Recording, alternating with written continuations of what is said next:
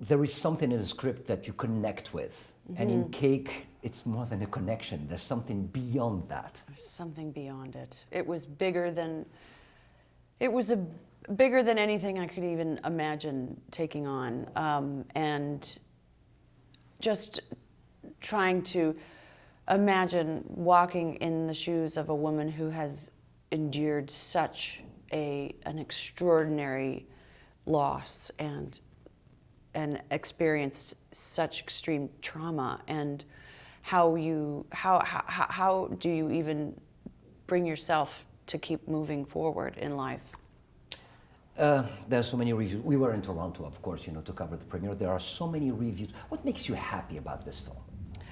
What makes me happy about this film? I mean, honestly, for me as an actor, I was able to, go into dive into a character, a very layered, very complicated character, and I got to sort of access that part of myself, that part of me as an actor who's learned, who's trained, and is extremely compassionate and empathetic towards beautifully written characters and just human beings in general.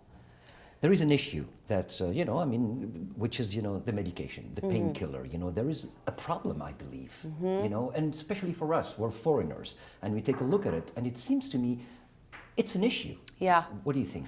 I know that it's an issue. People are prescribed medications because they have ailments, and then it just keeps going, and they're not monitored, and it's terrible, and it's frightening, and I think it's wonderful that we're actually bringing attention to just even that in and of itself. You say something that is beautiful. You said, at one point where you're an actor and you have an experience and everything, there is not an urge, but something that tells you, go behind the camera. Yeah. Myth or reality? Well, it's true. I mean, there's something that, we're all sort of frustrated directors and producers, or, when you're in front of the camera so often, wondering, God, I wonder why he's shooting it that way, or wouldn't it be interesting if he shot it this way? So, there was a little director bottled up in here, and so I was surprised at how much you actually surprise yourself about how much you actually pick up after 20, 25 years of doing something, to get behind the camera. All these just sort of natural instincts come out.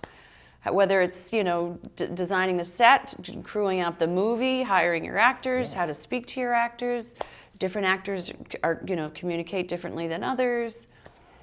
What fulfills you as a producer? What do you like about it? I like keeping things in order, moving smoothly. I like the director to get everything that they want.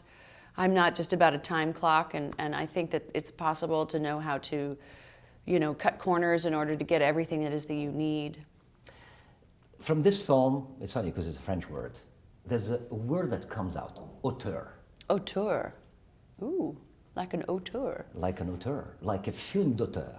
Wow. Like an auteur film. And it seems to me we are going back, thank God, to these wonderful productions that are independent, that are dealing with matters that are extremely serious, and that are done in a very creative way. Mm-hmm. I don't know. I mean, with your movie, with The Theory of Everything, with Still Alice, with all this movie, especially this year, I don't know, something is going on.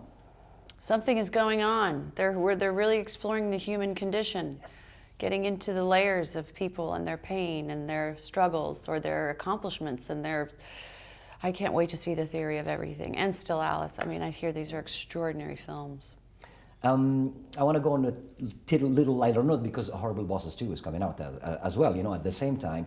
How fun it is to go, towards that direction and have this, I don't know, beautiful way of going broad, but not too much. I don't know. You have this very specific way of going there, but just... Just right under the radar. Yeah. It's she's extremely fun to play, totally unapologetic, confident, and like I said, I don't, it's not broad because I really do imagine that I'm just discussing something that's very normal to you and me during the day, like who wore your outfit and what I would love to do to that outfit. I'd love to have it tailored. I'd love to have it, just... Her conversations are just a bit darker in nature, than say how a chef would describe the ingredients of a beautiful meal that he's prepared. And because I have to cover every angle, is it a myth or reality? See how I'm bringing it, Is it a myth or reality? Once a friend, always a friend. Does it apply for the Friends family as well? Absolutely. Once you've lived through that together, we grew up together. We went through something extraordinary together that we all only share. So that's friends. Unfortunately, some of them lives in New York, right? New York, yeah. But the Some thing in is, London. in LA, you guys see each other all the time? Yeah, definitely the girls. The girls. The boys are busier. Matt LeBlanc's in London shooting Schwimmer's in New York. And Perry's here. We see Perry.